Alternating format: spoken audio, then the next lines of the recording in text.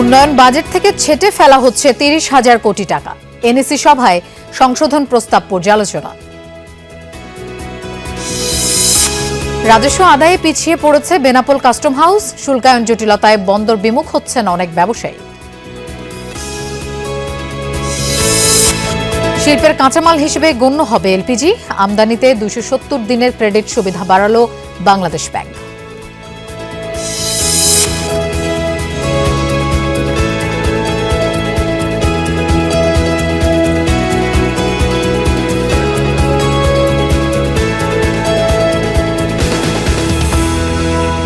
শুভেচ্ছা, আমন্ত্রণ বিজনেস টুডের আয়োজনে। আপনাদের সঙ্গে থাকছি আমি মৌসুমী আহমেদ লোপা। এতক্ষণ শিরোনাম দেখছিলেন, এবার যাচ্ছি পুরো খবরে। চলতি অর্থ বছরের উন্নয়ন বাজেট থেকে ছেটে ফেলা হচ্ছে ৩০,০০০ কোটি টাকা। এর মধ্যে ১২,০০০ কোটি কমবে 10টি মেগা প্রকল্প থেকে। সর্বোচ্চ ৯১% বরাদ্দ কমছে পূর্বাচল বিমানবন্দর মতিঝিল রুটের MRT-1 প্রকল্প থেকে। আবার ঢাকা আশুলিয়া এলিভেটেড এক্সপ্রেসওয়ের জন্য বাড়তি টাকা রাখা হয়েছে। এমন নানা সংশোধন প্রস্তাব নিয়ে প্রধান উপদেষ্টার সভাপতিত্বে শুরু হয়েছে জাতীয় অর্থনৈতিক পরিষদ এনএসসি সভা। এটি অন্তর্বর্তী সরকারের শেষ এনএসসি সভা। পরিকল্পনা কমিশন জানায়, রাজনৈতিক অস্থিতিশীলতা ও অর্থ সংকটের কারণে এডিপি বাস্তবায়নের গতি কাঙ্ক্ষিত নয়। তাই 3টি মেট্রো রেল সহ সিরাজগঞ্জ হাটিকুমরুল 4 লেন, ঢাকা সিলেট 4 লেন, মাতারবাড়ি বন্দর উন্নয়ন, শাহজালাল আন্তর্জাতিক বিমানবন্দর এবং গাজীপুর বিআরটি প্রকল্পের বরাদ্দ কমানো হচ্ছে। অপরিবর্তিত থাকছে রূপপুর পারমাণবিক বিদ্যুৎ কেন্দ্রের বাজেট। সব মিলিয়ে ৩০,০০০ কোটি কমে সংশোধিত উন্নয়ন বাজেটের আকার প্রস্তাব করা হয়েছে ২ লাখ কোটি টাকা।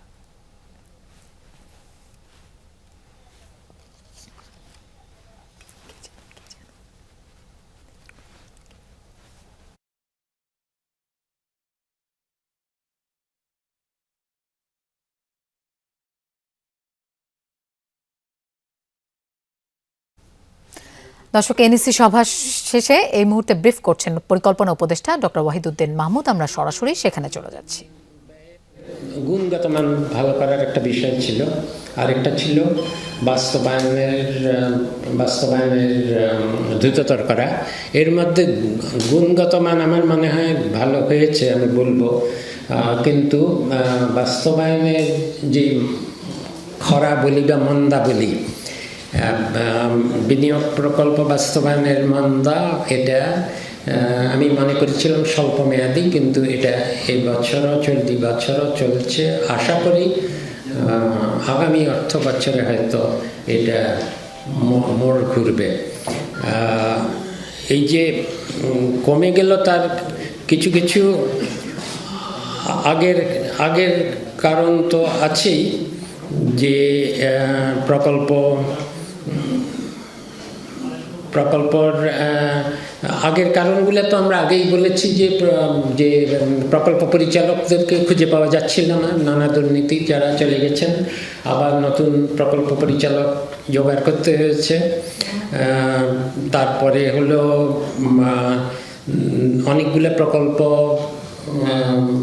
আমাদের কাছে, যখন সংসদ চলতি প্রকল্প সব তো আমাদের কাছে আসে না, ওগুলো চলতেই থাকে, কিন্তু যেগুলো আমাদের কাছে এসেছে সেগুলো সংশোধন করতে হয়েছে। সংশোধন করতে গিয়ে আবার নতুন করে সেগুলোকে চলমান করতে গিয়েও সময় বেশি লেগেছে। আর এর সাথে আরেকটা নতুন কারণ দেখা দিয়েছে, সেটা হলো যে আমরা সরকারি ক্রয় নীতি 1 মাস আগে কার্যকর করা হয়েছে। নতুন সরকারি ক্রয় নীতি কার্যকর করা হয়েছে। এটা সম্পূর্ণভাবে ইজিপি, ইলেকট্রনিক অনলাইন হবে, একদম 100% অনলাইন হবে। 100% অনলাইন হলে এটা একটু অভিজ্ঞতার ব্যাপার আছে, একটু দ্বিধাদ্বন্দ্ব আছে। লিকুইফাইড পেট্রোলিয়াম গ্যাস এলপিজি আমদানিতে সাপ্লায়ার বা বায়ারের ক্রেডিটে সর্বোচ্চ ২৭০ দিন সময় পাওয়া যাবে। কেন্দ্রীয় ব্যাংকের নির্দেশনায় বলা হয়েছে, এলপিজি বাল্ক আকারে আমদানি করে সিলিন্ডারে ভরা হয়। সংরক্ষণ ও বোতলজাত প্রক্রিয়ার কারণে এলপিজিকে শিল্প কাঁচামাল হিসেবে গণ্য করা হবে। এখন থেকে শিল্প কাঁচামাল আমদানির ক্ষেত্রে যেসব সুবিধা রয়েছে, এলপিজির ক্ষেত্রেও তা প্রযোজ্য হবে। সাপ্লায়ার বা বায়ার্স ক্রেডিটের আওতায় ২৭০ দিন পর্যন্ত বিশেষ সুবিধায় এলপিজি আমদানির অনুমতি দেওয়া হয়েছে। ডিলার ব্যাংকগুলো বিদেশি ব্যাংক ও আর্থিক প্রতিষ্ঠান থেকে বায়ার্স ক্রেডিট নিতে পারবে। অফশোর ব্যাংকিং ইউনিট থেকেও বিল ডিসকাউন্টিং সুবিধা নেওয়ার সুযোগ থাকছে। তবে এসব লেনদেনে প্রচলিত নীতিমালা মানতে হবে বলে জানিয়েছে বাংলাদেশ ব্যাংক। কয়েকদিন ধরে সিলিন্ডার সংকটে জনভোগান্তি বেড়েছে। জ্বালানি মন্ত্রণালয়ের সুপারিশের ভিত্তিতে ভ্যাটের হার কমিয়ে দিয়েছে এনবিআর। বর্তমান সময় ডেফার্ড এলসি করার অনুমতি দেওয়া হচ্ছিল না, কিন্তু জ্বালানির ক্ষেত্রে সেই আমাদের যে মনোভাবটাকে বিপরীতমুখী করলাম, যে এক্ষেত্রে যদি 270 দিনও যদি কেউ সাপ্লায়ার্স ক্রেডিট পায় বা বায়ার্স ক্রেডিট কেউ কোনো ব্যাংক থেকে কালেক্ট করতে পারে, আমরা এটাকে এনকারেজ করতেছি। জাতীয় নির্বাচনের দিন জুলাই জাতীয় সনদ বাস্তবায়নে গণভোটে হ্যাঁ ভোটের পক্ষে প্রচারণা চালাবে দেশের সব ব্যাংক। হ্যাঁ ভোটের এই প্রচারণায় ব্যাংকগুলোর কর্পোরেট সামাজিক দায়বদ্ধতা সিএসআর তহবিল থেকে টাকা খরচ করা হবে। প্রধান উপদেষ্টার কার্যালয়ের নির্দেশে গণভোট নিয়ে জনসচেতনতা বাড়ানো এই উদ্যোগ নেওয়া হয়েছে বলে জানিয়েছে বাংলাদেশ ব্যাংক। বাংলাদেশ ব্যাংকের গভর্নরের সঙ্গে ব্যাংকের ব্যবস্থাপনা পরিচালকের বৈঠক করেছে। সেখানে গণভোটে হ্যাঁ ভোটের পক্ষে প্রচারণার কথা বলা হয়।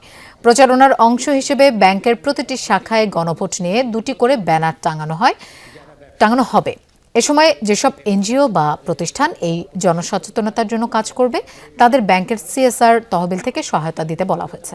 5 জানুয়ারি গণভোটের পক্ষে প্রচারণার জন্য প্রধান উপদেষ্টার কার্যালয় থেকে বাংলাদেশ ব্যাংকের গভর্নর ও অর্থ মন্ত্রণালয়ের আর্থিক প্রতিষ্ঠান বিভাগের সচিবের পাশাপাশি বাংলাদেশ অ্যাসোসিয়েশন অব ব্যাংকস বিএবিকে চিঠি দেওয়া হয়।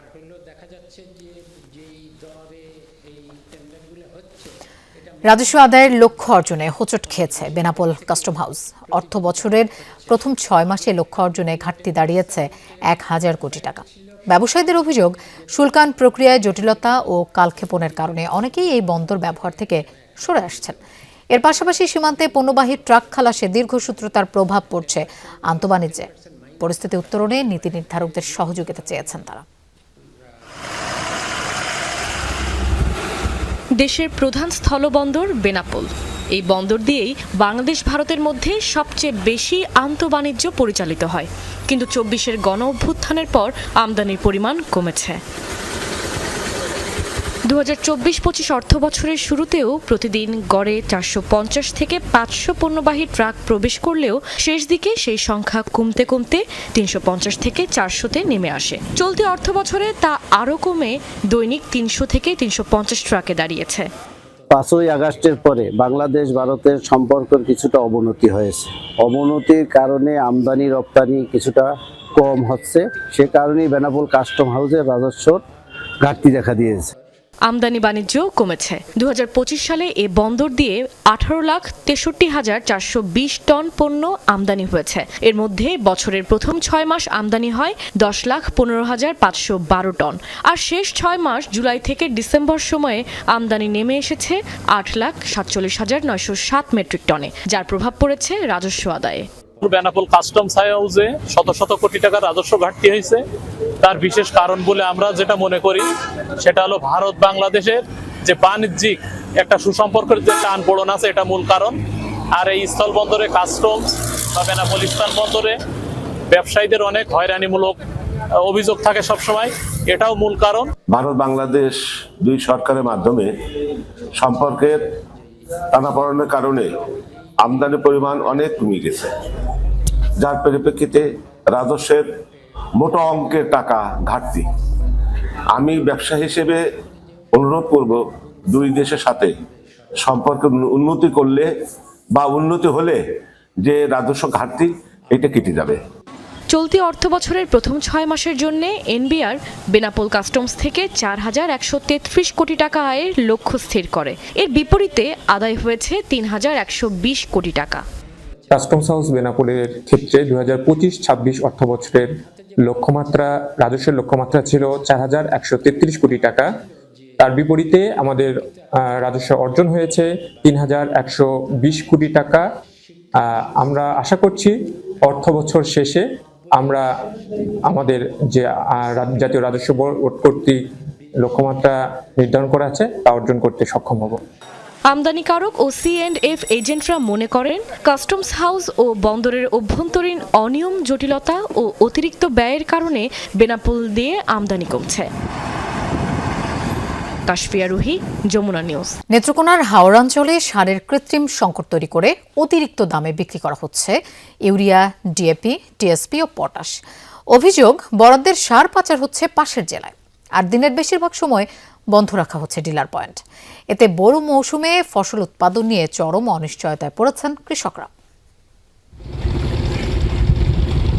নেত্রকোনার দুর্গম হাওড়াঞ্চলে বছরের একমাত্র ফসল বোরো ধান, কিন্তু মৌসুমের শুরুতেই কৃত্রিমভাবে তৈরি করা হয়েছে সারের সংকট। খালিয়াজুড়ি উপজেলার গাজীপুর ইউনিয়নের পাঁচহাট বাজার, পাশাপাশি দুটি ডিলার পয়েন্ট থাকলেও দিনের বেশিরভাগ সময় সেগুলো থাকে বন্ধ। চাষিদের অভিযোগ, যখন খোলা হয় তখনও সরকার নির্ধারিত মূল্যের চেয়ে বস্তা প্রতি 200 থেকে 400 টাকা বেশি দামে বিক্রি হচ্ছে ইউরিয়া সহ সব ধরনের সার। শুধু পাঁচহাটি নয়, পুরো হাওড়াঞ্চলে বেশি দামে বিক্রি হয় সার। সার মাইটা সার যেটা এটা আমরা কিন্তু বিশাল খাইছিস, এটাই কিন্তু মিলতাছে 1500 বস্তা তাও সকালে আইলে বিকালে হয় না, বিকালে গেলে 3 দিন 5 দিন এবার ঘুরে ঘুরে সার আনে। অতিরিক্ত দাম রাখার বিষয়ে জানতে চাইলে পাওয়া যায়নি ডিলারদের। স্থানীয়দের অভিযোগ, বরাদ্দের সার পাচার করা হচ্ছে পাশের জেলাগুলোতে।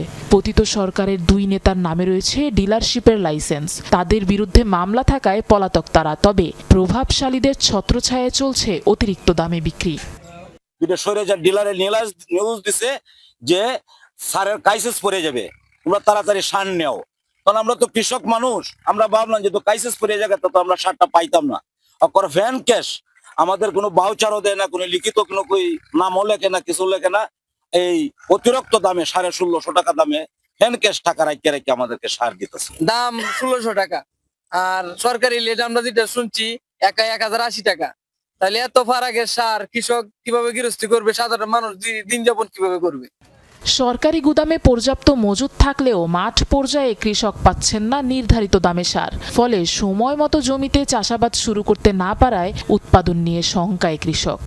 পয়লা বছর শুরু হয়েছে, যদি সারের দর বাড়তে থাকে তাহলে আমরা কিভাবে চলবো, গৃহস্থী কেমনে করুন? যেখানে সরকারি রেট আছে, আমরা সরকারি রেটে কোনো কিছু পাচ্ছি না, বিধায় আমাদের এখানে 100 টাকা 150 টাকা বেশি রাখতে পারতেছে।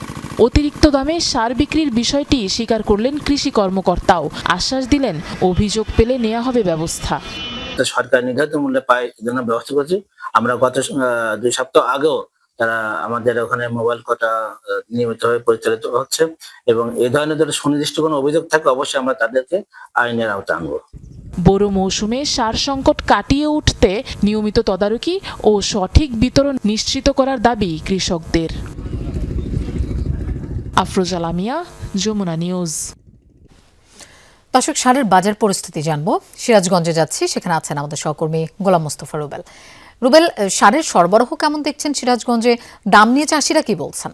লোপা, ইতিমধ্যেই সারে কিন্তু পর্যাপ্ত পরিমাণ সরবরাহ রয়েছে সিরাজগঞ্জে। কারণ ইতিমধ্যেই আপনারা জানেন সিরাজগঞ্জের বৃহত্তর চলনবিল সহ যে সমস্ত জমিগুলো রয়েছে, সমস্ত আবাদি জমিগুলোতে কিন্তু এখন সরিষা এবং বোরো আবাদ করা হচ্ছে। ইতিমধ্যে কিন্তু বোরোর যে রোপা চারাগুলো, সেগুলো কিন্তু ইতিমধ্যেই জমিতে সেগুলো রোপণ করা হচ্ছে। আমি দেখার চেষ্টা দেখতে পারবেন যে আসলে একদম বিস্তীর্ণ মাঠ জুড়ে সরিষার ফুলে ভরে আছে, এবং সরিষার দানাও কিন্তু আসতে শুরু করেছে সিমগুলোতে। ইতিমধ্যে কিন্তু সেই সরিষা জমিতে কিন্তু পর্যাপ্ত পরিমাণ সার এখানে প্রয়োজন হচ্ছে। আগে সে কিন্তু রোপা যে ধান রোপণ করা হচ্ছে, সেখানেও কিন্তু পর্যাপ্ত পরিমাণ সার লাগছে, যে কারণে কিন্তু সিরাজগঞ্জে এবছরে যে পরিমাণ সার যেটি লাগবে আমাদের কৃষি অফিসের তথ্য মোতাবেক, সেটা হচ্ছে ইউরিয়া লাগবে 56,370 মেট্রিক টন, এবং টিএসপি লাগবে, এখানে রাখা হয়েছে 19,276 মেট্রিক টন, এবং এমওপি অর্থাৎ পটাশ যে সারটি, সেটি হচ্ছে 17,982 মেট্রিক টন, এবং ডিএপি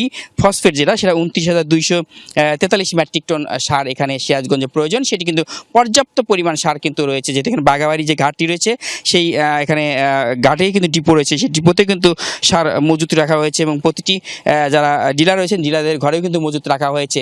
আর সার নিয়ে কিন্তু যেমন একটা অভিযোগ সিরাজগঞ্জে নেই, তবে বিচ্ছিন্ন কিছু কিছু জায়গায় কিছু খবর আসছে, সেখানে কিন্তু কৃষি কর্মকর্তা যারা রয়েছেন, এখানকার কৃষি অধিদপ্তর যারা কর্মরত রয়েছেন, তারা কিন্তু সেখানে ছুটে যান, এবং কোনো প্রকার কোনো সার সংকট এরকম কিছু দেখলে কিন্তু সেখানে তারা ব্যবস্থা নিচ্ছেন বলে আমাদেরকে জানিয়েছেন জেলা কৃষি কর্মকর্তা। তবে ইতিমধ্যে কিন্তু আমরা যতটুকু জানতে পেরেছি, বিভিন্ন উপজেলা কর্মকর্তার সাথে কথা বলেছি, তারা বলেছেন যে তাদের প্রত্যেকটা ডিলারের কাছেই পর্যাপ্ত পরিমাণ সার রয়েছে। অর্থাৎ এই বোরো এবং এখানকার সরিষার চাষবাদের সময় কোনো প্রকার যেন কোনো অর্থাৎ ইউরিয়া সার কিংবা কোনো প্রকার সারের যেন ঘাটতি না পড়ে, সেদিকে তারা সজাগ রয়েছে। অর্থাৎ পর্যাপ্ত সার কিনতে ধন্যবাদ রুবেল আমাদের সাথে যোগ দেওয়ার জন্য। ঢাকা আন্তর্জাতিক বাণিজ্য মেলার 10ম দিন আজ। কর্মদিবস হলেও অনুকূল আবহাওয়ার কারণে ভালো ব্যবসার প্রত্যাশা করছেন ব্যবসায়ীরা। রাজধানীর পাশাপাশি রূপগঞ্জ, আড়াইহাজার, নরসিংদী, নারায়ণগঞ্জ ও গাজীপুর থেকেও ক্রেতা দর্শনার্থীরা মেলায় আসছেন। রাজধানীর অদূরে মেলার স্থান হওয়ায় বরাবরের মতো বিআরটিসির শাটল বাস সার্ভিস থাকায় পরিবহন ভোগান্তি অনেকটাই কমেছে। পাশাপাশি ই টিকিট ব্যবস্থার ফলে টিকিট কাটার বিড়ম্বনা ছাড়াই সহজে মেলায় প্রবেশ করতে পারছেন দর্শনার্থীরা। এবার মেলায় গৃহস্থালী পণ্য, কসমেটিক্স, সাজসজ্জা সামগ্রী, চামড়াজাত পণ্য, আসবাবপত্র, বিদেশি কার্পেট ও শালের প্রতি ক্রেতাদের আগ্রহ বেশি দেখা যাচ্ছে। পাশাপাশি ল্যাম্প ও ঝাড়বাতির স্টলেও রয়েছে বাড়তি ভিড়। গৃহস্থালী পণ্য এবং সব রান্নার আইটেমগুলো, এই জন্য নারী ক্রেতাই আমাদের বেশি। শুক্রবারে ভালো মোটামুটি বেচা কিনা হচ্ছে, কিন্তু 2 দিন আবার কালকে 2 দিন আবার একদম ঠান্ডা, কালকে একদমই মনে করেন না, সেল নাই বললেই চলে, এরকম অবস্থা হয়ে গেছে। যেরকম প্রত্যাশা করতেছি সেরকম তো বেচা কেনা হচ্ছে না। আমরা প্রত্যাশা করতেছি কর্মদিনেও নারীরা যেন এসে আমাদের প্রোডাক্টগুলো নেয়, আমাদের বেচা কেনা যেন ভালো হয়। ইরানে ইন্টারনেট ফেরাতে স্টারলিংক সেবা চালু করতে চান মার্কিন প্রেসিডেন্ট ডোনাল্ড ট্রাম্প। সেই লক্ষ্যে কথা বলবেন ইলন মাস্কের সাথে। রোববার সাংবাদিকদের প্রশ্নের জবাবে নিজেই জানালেন এই পরিকল্পনা। তিনি বলেন, মাস্ক এ বিষয়ে খুবই পারদর্শী। ধনকুবের ইলন মাস্কের প্রতিষ্ঠান স্পেস এক্সের প্রশংসাও করেন। ইরানে চলমান সরকার বিরোধী বিক্ষোভের মধ্যে বৃহস্পতিবার বন্ধ করে দেওয়া হয় ইন্টারনেট সংযোগ। তবে দেশটিতে ইন্টারনেট সংযোগ বিষয়ে ইলন মাস্ক কিংবা তার প্রতিষ্ঠান স্পেস এক্স এর তরফ থেকে কিছু জানানো হয়নি।